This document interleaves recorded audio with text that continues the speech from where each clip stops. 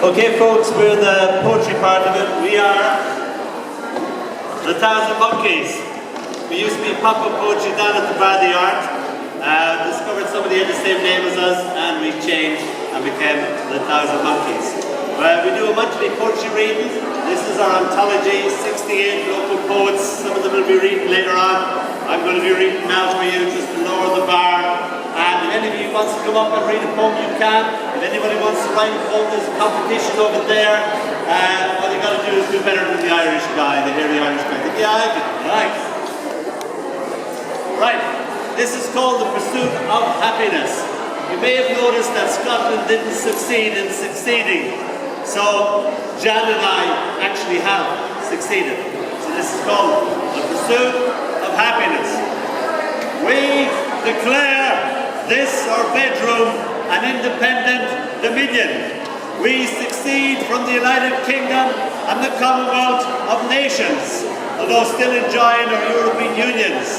Us, a republic of love, we, this nation of two, out on our own, our newfound land as Don had done, a currency of caresses, our national tongue, kisses, needing nothing but the other to complete our independence, flying the flag of happiness in this, our brave new world of love. Thank you.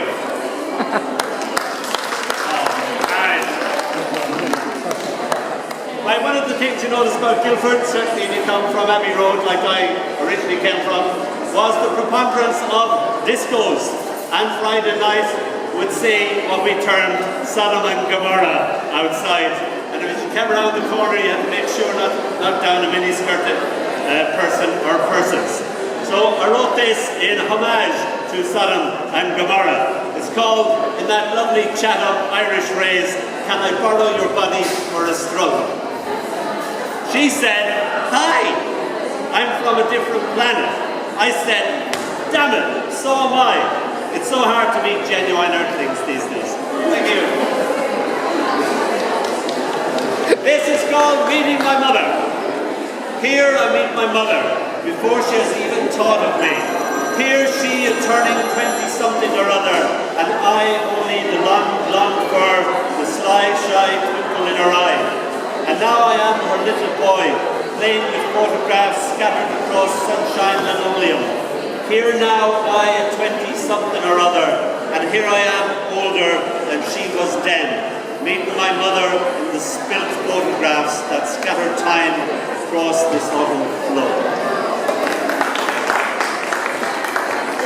This being the book, that nice lady will sell it to you for mere coloured paper. All right, money. But you know. This is called Singing the River. This is a love poem from my uncle, simply because my uncle never got a love poem. And I love my uncle. He was the most amazing, gorgeous, funny, surreal man, and he taught me the world in his own inimitable way.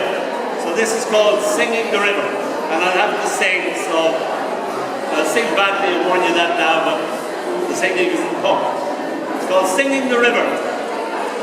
Walking with my uncle was never the ordinary process of perambulation in order to get from point A to point C. We would sing our way west into the field as if to tame it, soothed with sound. Carried down, the heat was brown, we'd sing to it. The clouds are dark or orderly, the grass listening with its 1,000 ears. And the field would swoon and fall down to the river at its border, which, as it happened, was the real-life river of the song. It kissed the slumbering open green, as if he had sung it into existence. And we would roll ourselves down over and over until we arrived at its dizzy waters, dangling our toes in pure song. And now, with a quick little wink, let's walk home backwards. And backwards home we go, just for the laugh of it, the yes of it, confusing cows and a few scattered clouds, trees and hedges tiptoeing away from us, the 5-bar gate with the sweetest, wildest strawberries at its feet, proclaiming, is it Magua or what? And the next day off we go, walking eyes closed in the darkness of our own making, to sing its song to the river. the river chuckling over stones to itself. And the next day would be backwards with eyes closed, led along by our own laughter in the odd mystified mood. Farewell, we'd tell the sleepy river.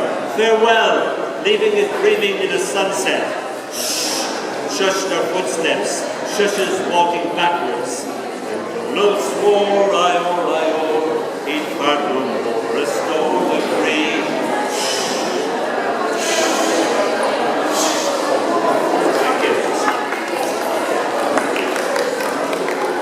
This be my new book.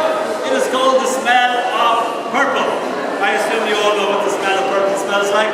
We're just back from New Delhi, and we launched this in New Delhi at the Poetry Festival. I think it's only right that I should read the title home just to get you used to me.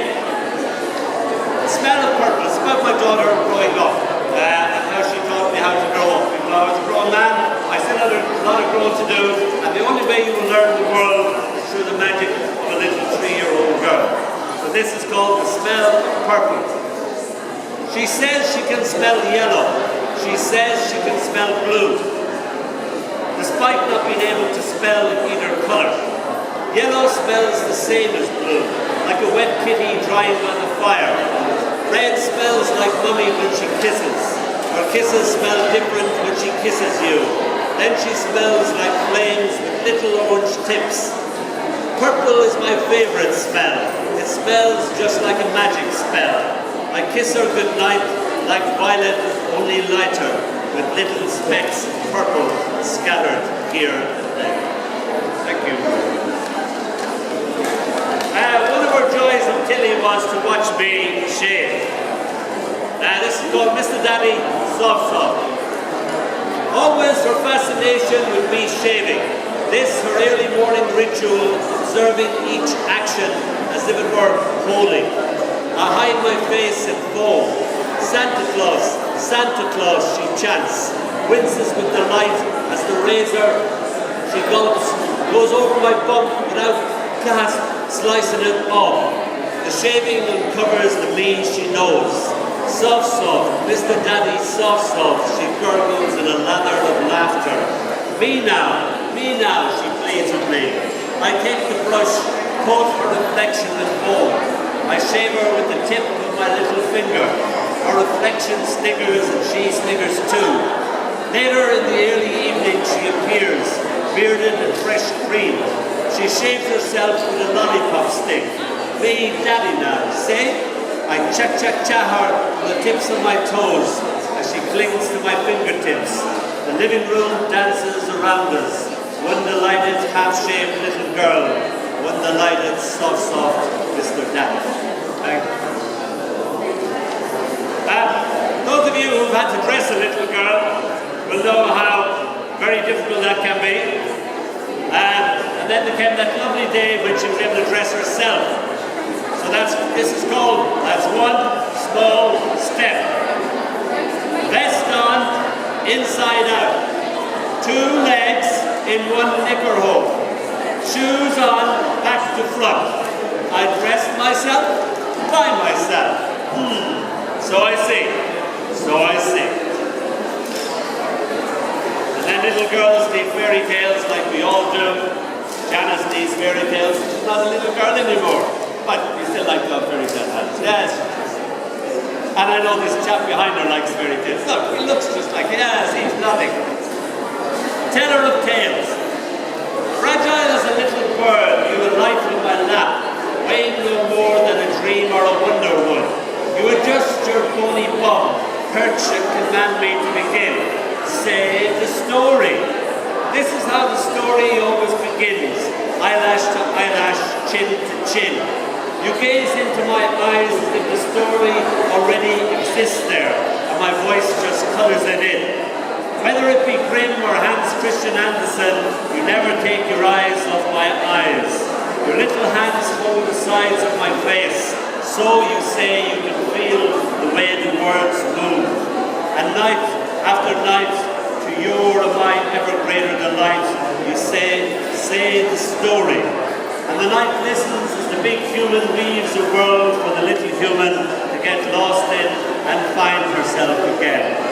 precious as water, little daughter, I carry your sleep, your sleeping, and put your dreams to bed.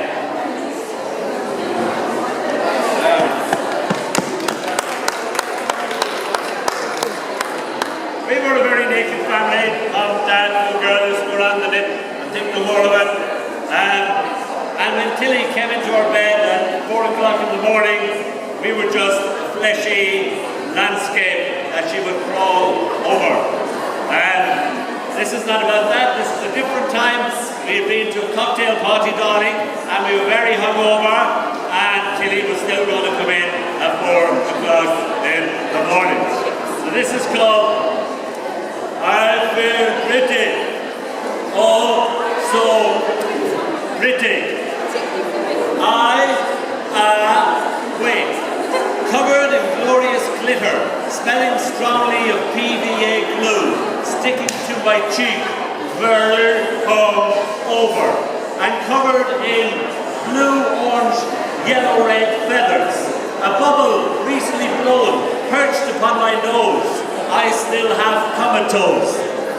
Tiny bubbles travel amongst my curls, as through a bigger bubble brightly, nestling neatly over my right eye. I observe my tiny daughter purse her lips and kiss more bubbles into being. Tilly, I force my lips, still frozen in sleep, to somehow speak. What you do? Even my syntax and sentence structuring is shot. She smiles sweetly. I'm pitying you. This is called the smell of the light. Tilly had never been to a farm, so this is her first farm, her first cow, her first country darkness, all that sort of stuff. The smell of the light. Tilly tells me she adores the smell of the light. Watches intensely as I fiddle with the wick of her battered kerosene lamp. I smile as her eyes light up. Love how she loves everything with a passion. Adore is her newfound, much used word. So now she adores the rich ritual of lighting the lamp and all its accordant magic. Hand in hand we scatter the darkness that snarls and reluctantly backs away, but then creeps back behind us, its tongue lapping at us, licking its lips as if it would swallow us up, but is afraid of the smelly light. The wind tries to blow us out. Scared, she clutches me all the tighter. I don't like the way the light makes the darkness darker. Her voice shivers. I catch her up in the crook of my arm. She cuddles closer as we walk up towards the barn, adrift in a sea of darkness. We, the only speck of light, no stars tonight. We, the light of the world. A pregnant cow lowing as if it knows we are coming. Tilly nuzzles me into me, a frightened little mouse, jumping with loud demands of us. Ooh, ooh, ooh. Your chest is too tickly, she complains sleepily. Ah yes, my little chickadee, IWC feels her. This never fails to amuse her.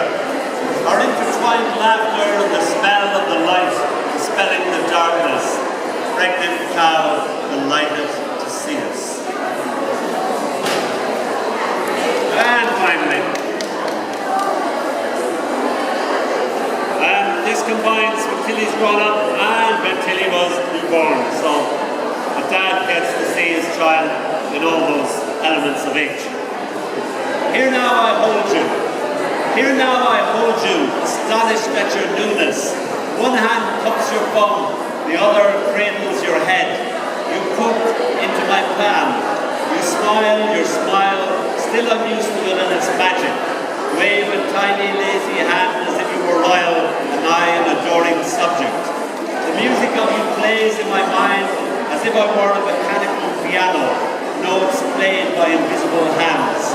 Your skull has yet to get it together. The fontanelle pulsing as if each thought to be seen beating like a bird against my hushed fingertips. Years later, my hands so much older now, I cradle your crying, stroke your puffed black hair as you weep over your first real boyfriend. He so obviously a jerk. Your constant wailing, why didn't it work? My fingertips caressing where thought once pulsed. Your sweet, secret self hidden from me now in your growing up. Thank you very much.